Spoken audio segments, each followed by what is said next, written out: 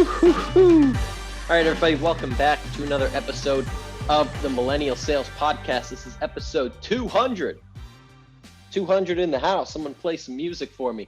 I'm excited to get into this one. I've been doing some thinking, some reflecting. It's been a 3.5-year journey to create this podcast and to get it to 200 episodes. A lot of early mornings, late evenings, weekends, etc. That were spent doing the show. Part of it was done with a co-host, Ryan Warner, who's going to come on here in a few minutes. We're going to chat it up. We're going to talk about sales. We're going to talk about the early days of the podcast. It'll be more of a fun, entertaining episode than maybe the usual, where we might get a little more tactical. We'll have fun. We'll laugh. And part of the podcast series was done in a closet in my bedroom because it had better acoustics. This part's done now in an apartment that I just moved into. So it's been a long journey. I appreciate, first and foremost, everyone that's listening, that's sharing, that's subscribing, that has been a guest on the show. It really is truly one of the great pleasures that of my entire life so far has been doing this show. So I enjoy it. I love it. I'm going to keep it going. I'm excited for the next 200. So the only thing I've got to say is that if you have gotten any value from this show in the 200 plus hours that I've put into it, I ask that you just head over to Apple, do a quick review, 5 stars. You can subscribe on Apple Podcasts, Spotify. I'm on YouTube. You can hit me up on Twitter or Instagram at Tommy Tahoe. Add me on LinkedIn, Tom Alemo. I love to connect with people. I love to chat with you. That's it. That's all I'm going to say. I'm going to get into my conversation with my good friend, Ryan Warner. We started this show again together 3.5 years ago. I learned a lot of sales lessons also from him. We started together at Tech Target. He's been a rep at Salesforce. He's been a rep at Yext. He's currently an outside sales rep at F5 Networks. So he's been around the block as well. I think you're going to enjoy his spirit and enjoy our conversation. So again, thank you to everyone that's listening, that is showing love. Excited to see what comes next. Let's get straight into my conversation with my good friend, Ryan Warner. Let's go.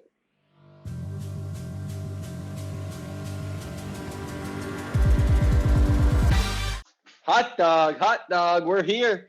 Millennial Sales episode 200 with my man, Ryan Warner, the man, the myth, the legend who started it all with me. Let's do this thing, man.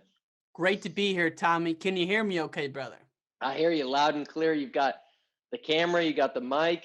Let's roll, man. Let's roll. How are we doing this morning? We're ready. Hello, Millennial Sales audience. We love you. It's great to be here. Coming in from the Windy City, Chicago IL, birthplace of the baby back ribs. It's -2 this morning. It's a 3 foot of snow on the ground.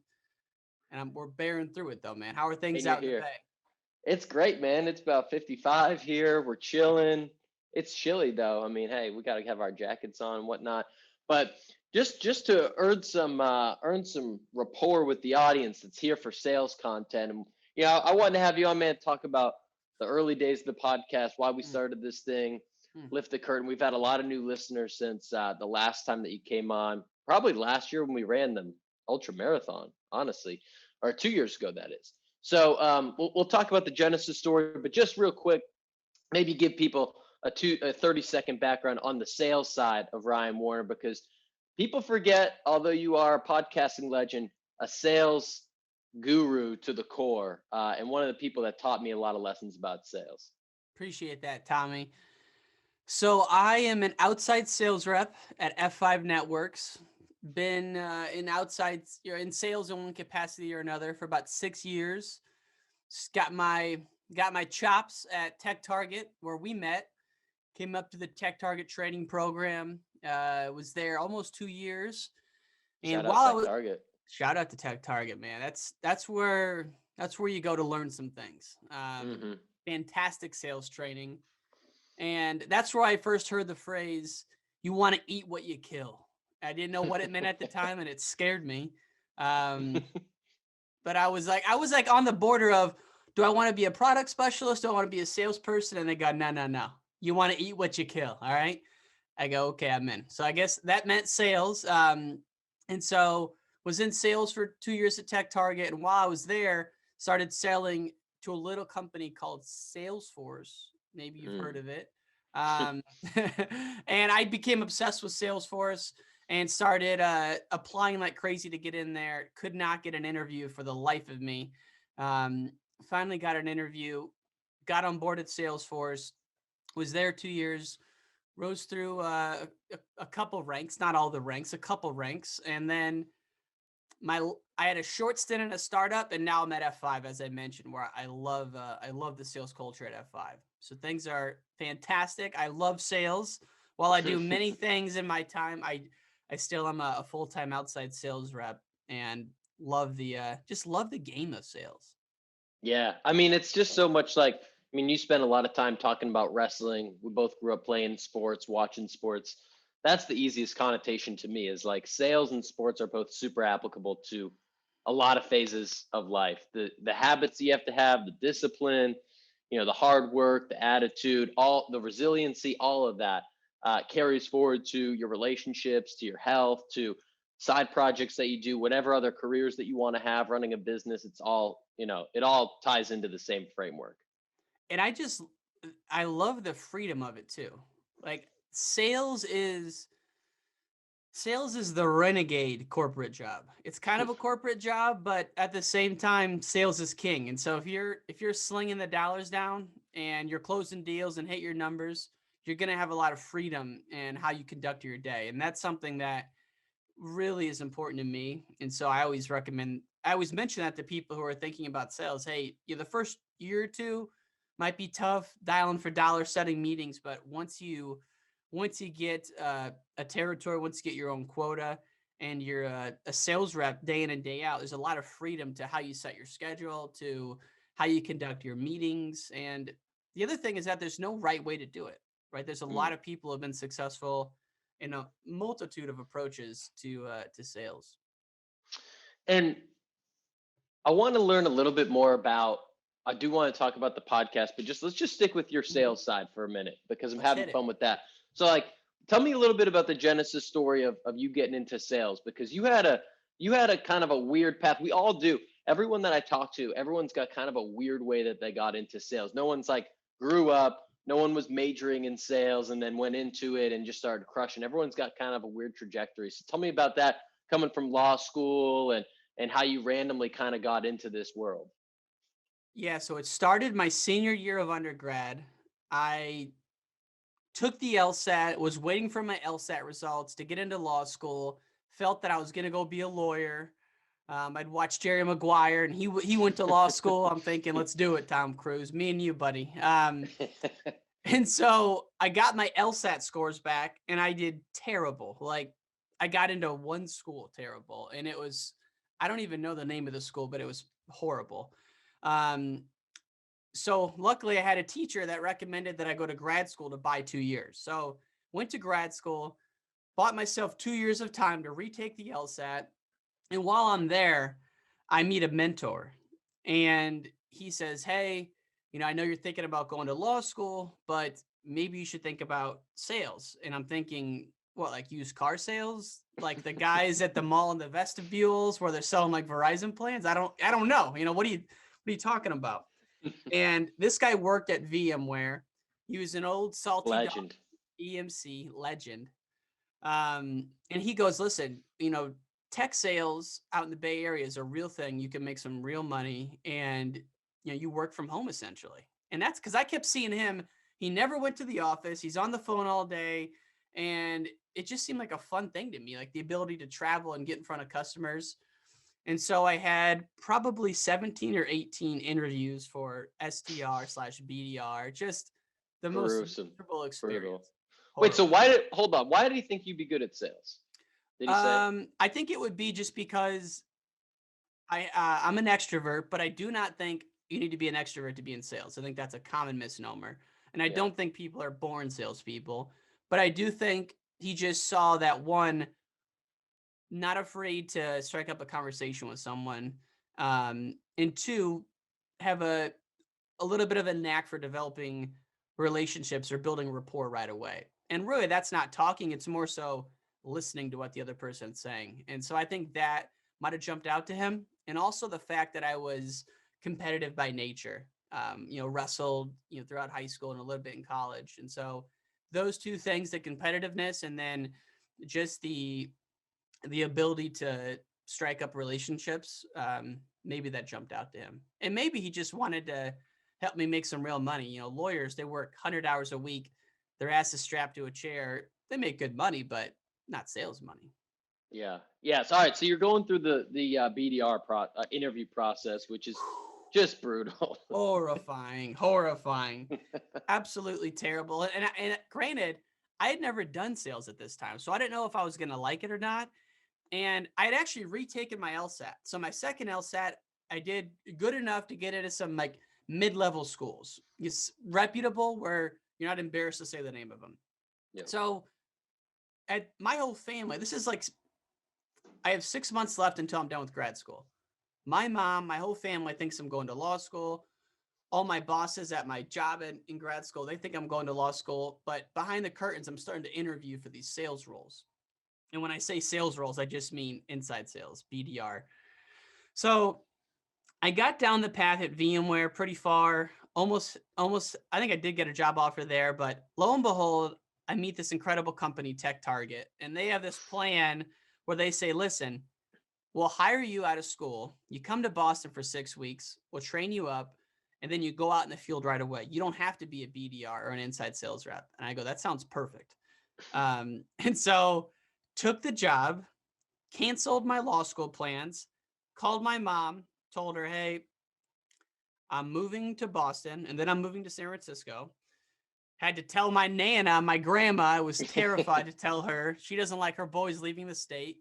Rest in peace, Nana. Rest in peace. So I had to call the whole family, and they go, you're moving into sales. Like, what is that? Because in the Midwest, especially where I'm from, a small farm community, there are no, software sales reps. There are no high-tech salespeople, and it's just not a respectable thing to most people. And were you not the first in your family to go to college? First in my family. So to go there's to no connections here. There's no you're forging the path. Forging the path, and everyone was excited that I was going to go to law school, maybe, and then I didn't do that. Ended up going to TechTarget. So I get to TechTarget June 1, and I had a number of unfortunate events my first couple of days, which we can talk about. But ended up starting at TechTarget, and like I said, that first week of June back in 2014, and by the third week of July, I was in San Francisco for my first day of work in the field, and those first 3 months were harrowing, and almost quit a couple times. Finally, about October. So now, almost 6 months into my sales career, started to close the deal, started to get some confidence, ended up making club that first year. And then from there, I was like, all right, I can do this, and have been in it ever since, and really not looking back. Dude, I remember when I started, because I started at TechTarget a year after you. And by that point, you were crushing it. Like, you were the guy that people were talking about in sales training. They're like, hey, follow this guy, do what he's doing. So I remember I'd go into Salesforce and I'd start reading your emails. I'd be like, what is he saying to people? And I remember this, for one reason that stuck out to me, you had emailed someone on a Saturday. And I go, what? This guy's emailing people on Saturdays. I need to step my game up. And so I was looking at how much you sold in a certain month, and I'd like tack that number on my desk and be like, I'm going to sell that much this month. And I remember that was just like, you kind of laid the blueprint out, and it's just kind of trial by fire when you're starting out, right? It's like, so much can go wrong those first few months that you just got to kind of push through and try to figure out your system.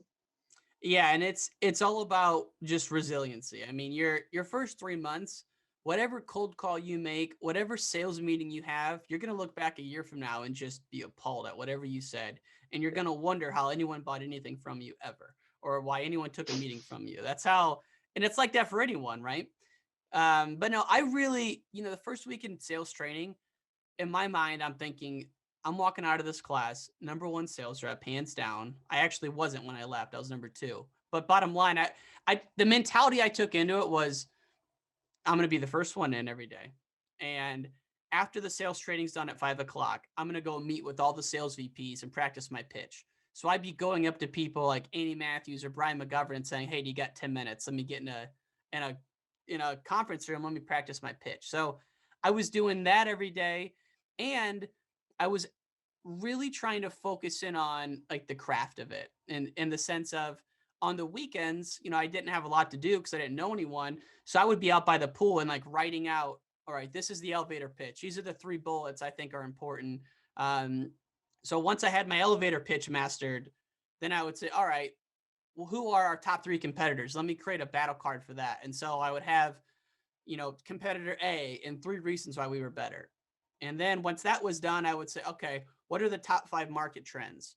And I would research that and be able to talk about it. And so in my spare time outside of the sales training, I was developing this confidence in myself, but also this knowledge of, okay, this is I'm going to be able to give our value prop or our elevator pitch better than anyone. I'm going to know our 3 competitors better than anyone. So that if someone brings it up on a call and they say, "Hey, we already use so and so," I can say, "Well, have you thought about this?"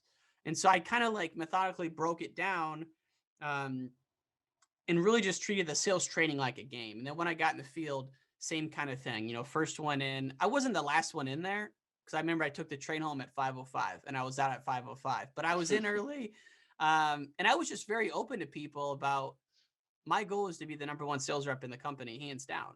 And I just was baffled that people would be in sales without that goal. Like, how could you possibly be in a job like sales without having the goal of wanting to be like the top dog? It just seemed natural to me to want to have that spot. And so I think people just appreciated the openness. Yeah. And like, and putting it out there, right? I want you to talk a little bit about, because, after a year or two later, this is kind of the tail end of you at Tech Target, and then while you're going into Salesforce, you're in San Francisco. I end up moving out there, and some life circumstances actually happened to bring us to live together. Yes. And that was when I was, you weren't a veteran, but you were a couple years into the game. You're doing well. You're at Salesforce, one of the best, software companies, tech companies in the world. And I'm kind of on my come up. And I remember, I don't know why or how, but I remember you gave me the Og Mandino book to read, Ooh. Greatest Salesman in the World. That was Ooh. very distinct to me that you passed it on. So I'm curious, like, where did that come into your evolution? Like, when did you read that book? This was a life-changing moment. And this book, I recommend everyone buy it. It's called The Greatest Salesman in the World. The book is divided into a certain number of scrolls. I think it's called 7 scrolls. And you have to, the instructions of the book, when you open the book, there's like a preamble chapter. Then there's instructions that say you read each scroll once in the morning, once midday, once at night for a month. Then you go on to the next scroll. And so when I first got this book, it came into my radar because I was reading an article that Matthew McConaughey, during a year abroad in Australia, he had read this book and it changed his life. And I was like, interesting. So, and it also had a sales title. So I thought, all right, I'll read it. I was on the beach in Santa Cruz and just decided to read the whole thing cover to cover. It was like 60 pages. And I was just enthralled with this book. That was on a Sunday. Next Monday, I'm on the BART train ride in to San Francisco to start my day. I read scroll 1. I never did the midday read, but I did do on the train ride back, I would read it again. And so I literally read the scrolls as it was said to do. I read scroll 1 for a month, and then month 2, I read scroll 2. And I just, I would recite these little sayings in my head. So for example, one of the scrolls says, I will form good habits and I will be their slave. Another one is, what is it, man? I gotta look it up because I want to share this now, because I used to say this all the time to myself. Mandino. It's 10 scrolls, by the way. Oh, here's my favorite one. I will greet this day with love in my heart. That was a big one because in my early years in sales, I would wake up in the middle of the night and just have a fear of deals coming in or meetings not happening. And so I was enjoying it, but I was so anxious about not hitting my number or not doing well. that it was just uncomfortable for me for a long time, like the first 6 months probably. And then once I had that little scroll, I will greet this day with love in my heart, I would say that to myself probably hundreds of times throughout the day. And it would just kind of relax me and calm me down. And so that was huge. In that book, I reread that when I started Salesforce because I wanted to kind of re-energize myself. And I read it again there. I've read it again since, but not in the fashion of a scroll a day. But dude, that was part of my morning regiment. If you think about my prime sales years where I was only doing that and just focusing on killing the sales game, my morning regiment was get up, work out, get on the train, and the train was an hour. So I would meditate for 10 minutes. I would read a scroll, then I would journal, and then I'd put on a song. And by the time that was up, I'd be downtown San Francisco walking to the office, and I felt like Conor McGregor walking in the Salesforce building. I felt like, I Just swear loose to God, arms. Mike Tyson walking in, and I would walk in not talking to anyone, set my stuff down, get my coffee, and I still got the music going. And at one point, my boss is like, "Dude, we need to have you change so you're a little more friendly around the office." But I would come in like that, like Mike Tyson. Hey, there's only one of us that's getting a promotion on this team this year. It's not going to be, yeah, I'm going to do everything I can to make it me. And so that was kind of my approach early on, just total savage mentality, bloodbath McGrath, going in, taking no prisoners. And I think that I took a similar approach. I think there's different ways to do it. I feel like over time, I've kind of relaxed that a little bit in terms of like trying to Same. actually be friendly with the people you work with, because I think that brings benefits too. But I still hold to like whatever you got to do in your first year or two to like get it going, because there's so many things going against you. There's people saying no. There's the anxiety and the anticipation of making a cold call or trying to sell to someone that's 30 years older than you, or have this massive quota, or you might be in debt, or you might be making $35,000 a year to start out, and you're living in the most expensive city in the country. It's like all this stuff is piled against you. So whatever you got to do to get in the zone, if that's listening to a song, that's going through the routine that you have, if that's not being friendly to other people or whatever it might be, like I think you got to get yourself in whatever mindset to get I, yourself rolling, and then you course correct along the way. yeah, and I think it's a lot of people just don't even have the permission to say, I'm going to try as hard as I can in this job. Because a lot of Yeah. jobs, a lot of sales people I've met, they're good time guys or girls, and they have a good time in the office. They make their calls, but no, I've rarely met people that say my goal is to be the best at this. And so I was just thinking, well, that's what I'm going to do. And it wasn't just the morning routine. It was how I structured my day. I had, different things I was doing. So I had 3 buckets.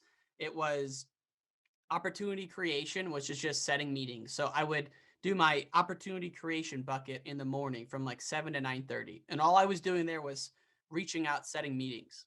And I had created my call list the night before. So I'd come in, have my list, I'm calling, I'm emailing, and by 9:30 I've done a good round of prospecting. And then from like 10 to 3 during the prime meeting time, I would do what's called opportunity progression. So those are deals that I've already created, and I'm trying to move them from stage 1 to stage 2, whether it's Yeah.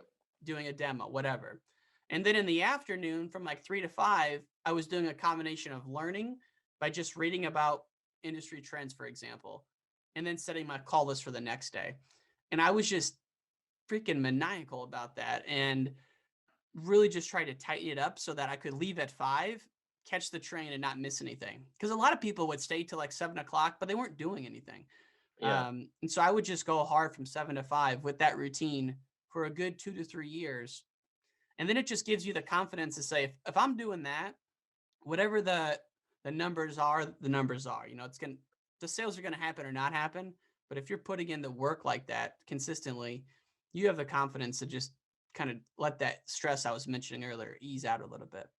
Yeah. And I love the thought of too, especially in this remote world where everyone's in their home office or, in their apartment or wherever they are, of it's not about when you clock in and clock out necessarily. It's like how focused is the work, how smart is the work when you're there, right? Because Hmm. without all the office distractions, I mean, the amount of times that you're in an office and you're talking to people and you're grabbing coffee and person's got this funny thing to show you and all this stuff. Like there's a lot of time that is not, you're not actually working in the Mm-hmm. office.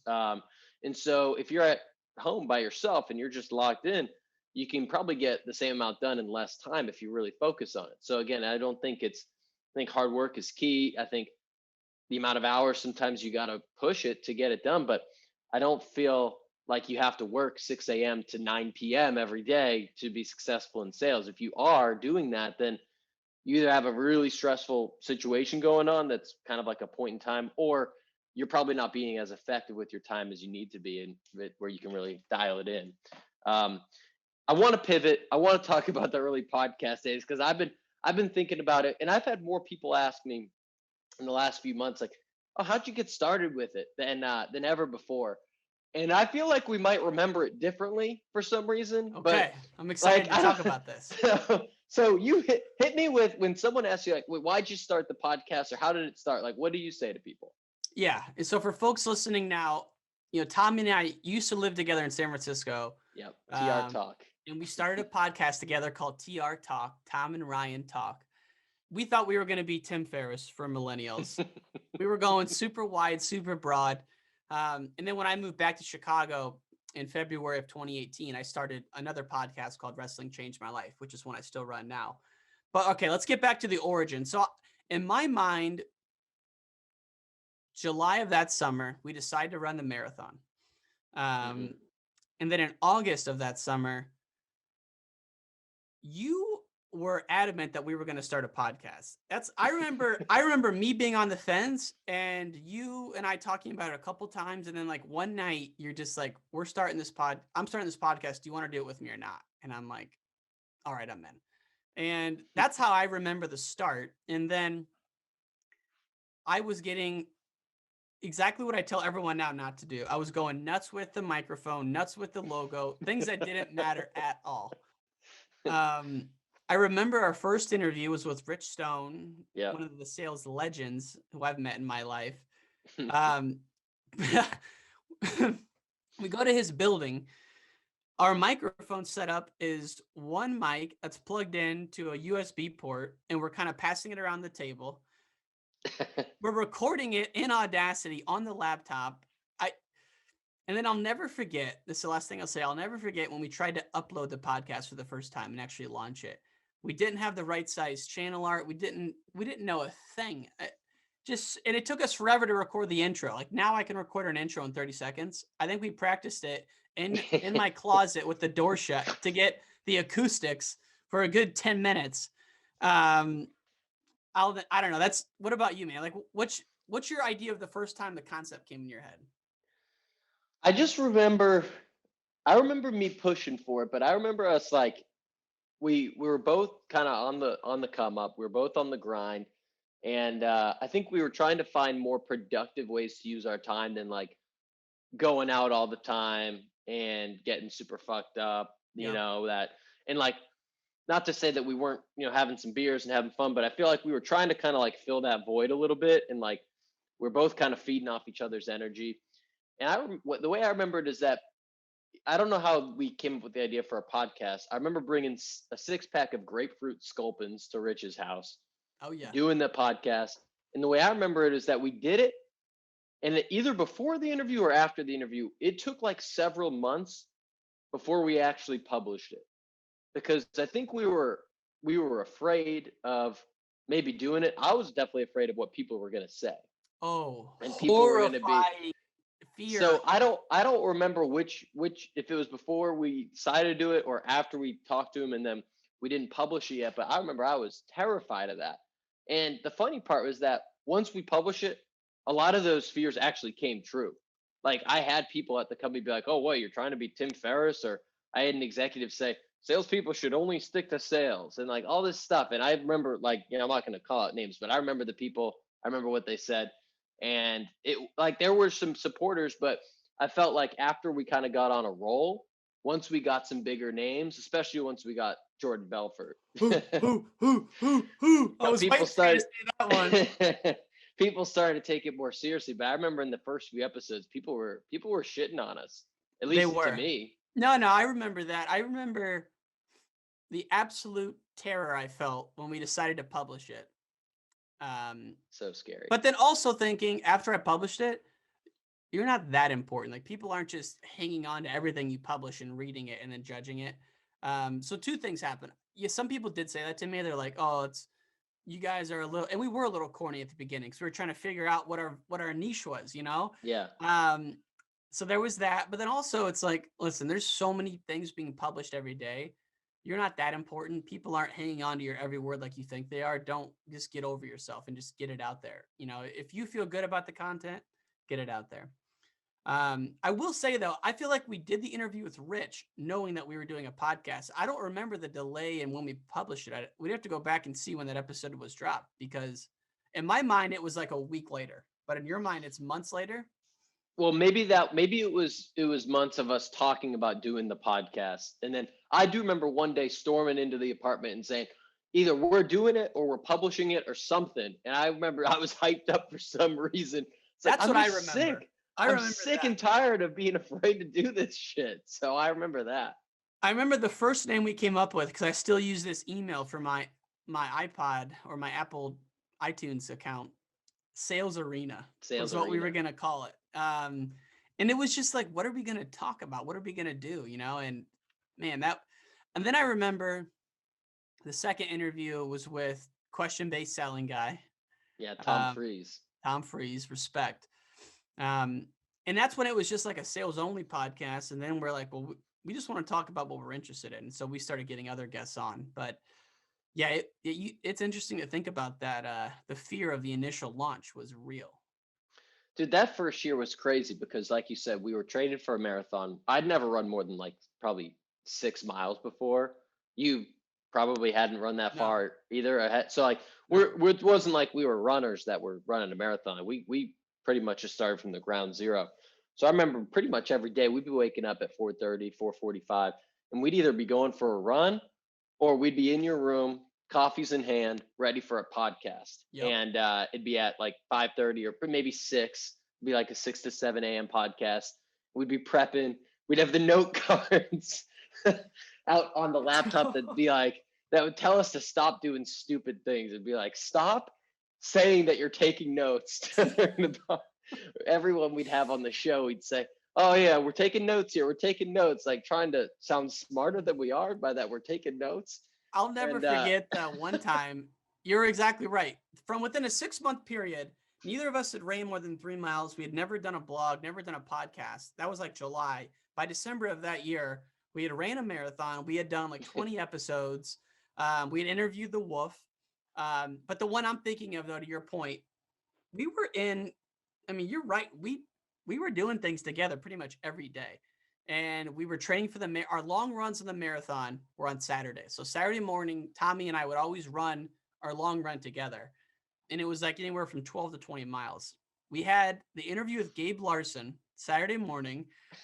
The whole time it's going on, and I could be wrong if it's Gabe. I think it was Gabe, either that or Ina Reno.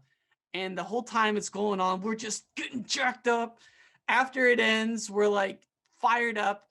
5:30 a.m. We head out on the run. We run. We come back, and that was like that whole fall is what I remember. That kind of routine. yeah, that was Gabe, because I remember we were talking to him, and it was like 5:30 or 6 on a Saturday morning. And he's like, "Fellas, you're on the West Coast. Like, what's going? What are you guys doing right now?" And that was just what we were doing. We just locked in. We were It so was locked in fun, on man. the routine and on the discipline of everything. I got to give one of my favorite slash least favorite stories is there's a very well known sales authority that Okay. he's an author, he's a consultant. People, especially in SaaS sales, love his book. He's kind of a big name, and we got him on the show. And I'm not going to say his name, but first of all, he forgets that it's the time. It's a Saturday morning again. So it's like Yep. 7 a.m. on a Saturday. We wake up early and like, we're prepared. We're very prepared for these interviews. Like we're taking several hours to prepare for him, read his book.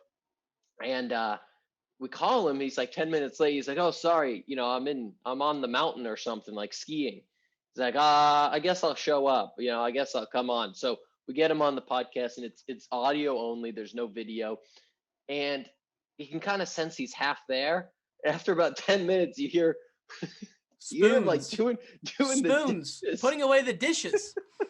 And so the whole rest of the podcast, he's putting away dishes. You just hear the clanking of silverware, and that did Oh. not get published.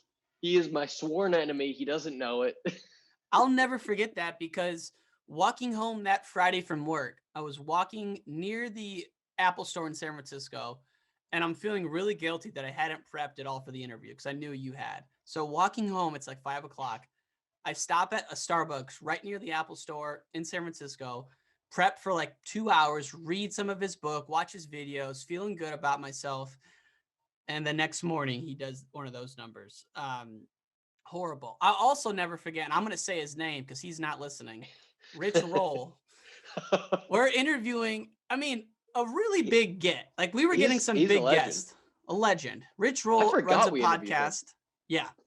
Runs a podcast, and we're interviewing him. He gets on the podcast. He probably has no idea how we even agreed to this. And I don't know how we got him, but we prospect the shit out of him and we got him.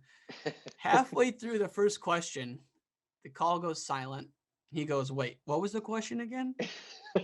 And I shrunk into the corner of this conference room at Salesforce, hid under the table, and wanted nothing to do with the rest of the interview. And I'll never forget just the horrible feeling of insignificance I felt when that happened. And it was a lesson of not taking things too personal, but also just kind of realizing that, I don't know, man, sometimes people got other shit going on. And I'll never forget that, because it was a horrible feeling, though. Horrible. Man, that was bad. So another favorite was, we had Bill Cartwright, who, if you watched the Michael Jordan documentary, he's in there. He won 5 of the 6 titles, I believe, with MJ. He's the center. He's like 6'10", and he teaches at University of San Francisco. So we got him on like a Thursday night to come to Salesforce, and we brought him up to a conference room. The guy literally is 7'12". I've never seen anyone taller.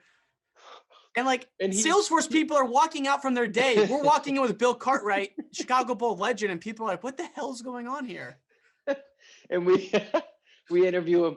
He honestly will not. We're trying to goad him to say anything about MJ. He will not tell a Michael Jordan story, because they had some conflicts. MJ would call him out because he used to get hurt. I think he thought he was soft, all this stuff. So he will not tell. We're trying to do everything. He will not tell the story. He's sitting in this tiny chair that he can barely fit in. Knees are to his chin. And I remember afterwards, people are like taking pictures with him and stuff. Man, there's some great guests, and we had a hell of a time. I just remember, after almost every interview, especially in the morning, it'd be like 6 a.m. to 7. And the second we hang up on the guest, we would just get so hyped up. And we'd do push-ups after. We'd be screaming. And that was all before the day of work started. I mean, that was at 7 in the morning. We were just so hyped. There's 2 stories I have to tell real quick. One is, I'm not going to mention the name, but there was an interview we did, and the guy kind of got passed down to us from someone who is pretty famous. And the guy who's pretty famous said, "Unless you get 50,000 downloads an episode, don't reach out to me." And I was like, humble brag. All right. So we get Was the that guy. Grant Cardone? No. Who is that? Oh. He's not listening to this either. No. So we ended up getting in touch with. You know what I'm saying? So he's like, "Interview this guy." And we're like, all right, we never heard of him. We almost don't show up for the interview.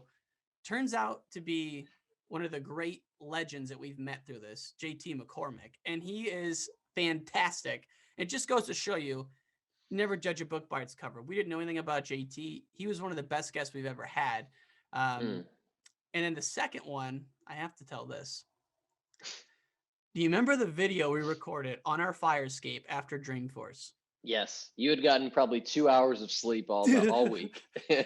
I'm holding a microphone that's not connected to anything just to give the look that we're using a microphone. What the hell were we thinking? Oh my God, that was great. What video is that? I saw it recently. It's on YouTube. Yeah. I sent it to you because I was going through some old videos on YouTube. It's on there. It's on the Tommy Tahoe channel. You can subscribe.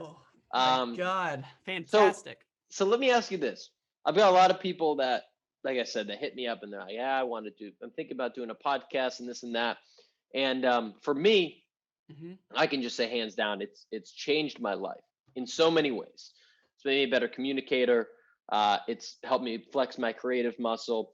It's helped me network with people and build relationships. What it really, I think, has done is like it's just been such a long road that you have to be consistent. You have to do the work. You have to keep plugging away, Hmm. early mornings, late nights, weekends, so on and so forth. Yep. And I think people say, now that my show is about sales and I'm in sales, that it's like, well, obviously that's helping your career and helping you get better. But yours now is about wrestling. Hmm. And you are not a wrestler. You are not a wrestling coach. You don't get paid to do anything in on a wrestling team or anything like that. But I would imagine that it's helped you with your career and still been something that like influences other things you do. Would you say that? Yeah, because sales is about building trust. The faster you can build trust with someone on the phone, the faster they're going to tell you about their projects and their pain, and then you can see if you have a product that can solve it. So if you can't build trust with someone, you're never going to make it in sales. And on the same token, a podcast interview is not going to be fruitful or comfortable if you're not able to develop some trust early on. And the easiest way to develop trust is by doing prep and really firing off an early question or an early couple of comments that show them that you've done your homework. And that's true for sales too. Again, the opening line of an email better not be about you. It better be about them and that you've done your homework and you've read their latest earnings report and you know their strategy. So that is super true. The trust is everything. The other thing about the podcast that really helps you is, and I call it the 3-second rule. It's really easy to talk over someone on a Zoom or to say something like you act like you're listening, but you're really not. And you're going to say something no matter what that person says. That's not a conversation and no one wants to be part of that.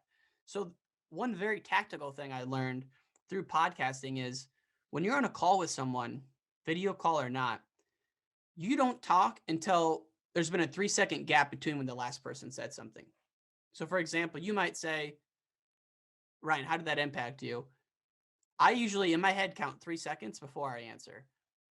And you'd be surprised on how many sales calls during that 3-second pause, the other person feels uncomfortable and then starts talking and it starts revealing and data dumping all this stuff because the silences are awkward to them. So really milk the silence. And after 3 seconds, if someone doesn't say anything else, then you can go into what you were going to say.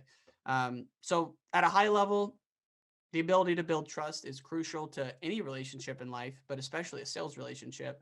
And then just the silences, getting comfortable with, a 3-second pause in a conversation is really helped me. Yeah, and 3 seconds on a Zoom feels like an eternity.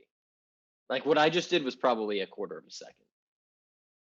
Yes. I was waiting the 3, but yeah, it is. But especially if you get on calls with multiple people, there's people talking over each other. And, again, it's just, I was on a call literally a month ago where I was doing that. I was actually out for a run and I forgot I had the call and I took the call and I really wasn't prepared for it. And bad advice for everyone listening. But I was just gonna, I'm gonna juck and jive and get in there and see what can happen just by using some of the core things we talked about. So every sales call you open with some rapport building, right? You don't talk business for the first 5 minutes. If you have no rapport, you can say, "Hey, where are you from?